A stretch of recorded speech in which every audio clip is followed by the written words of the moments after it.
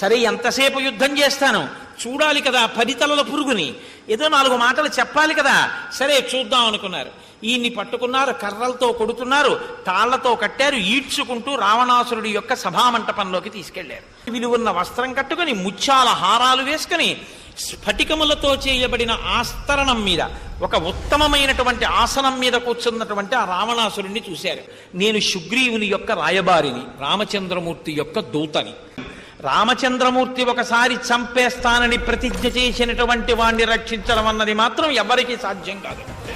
మండిత విస్ఫులింగ విషమ జ్వలితానల కీలలు అబ్జ గర్భాండము నిండ రామ వసుధాదిపుడేశుడు వజ్ర సాధన ఖండిత పంక్తి కంట కనకంట పురాంతక శైలచాలనొద్దండ బల ప్రచండ పురదండ విఖండన చండకాండముల్.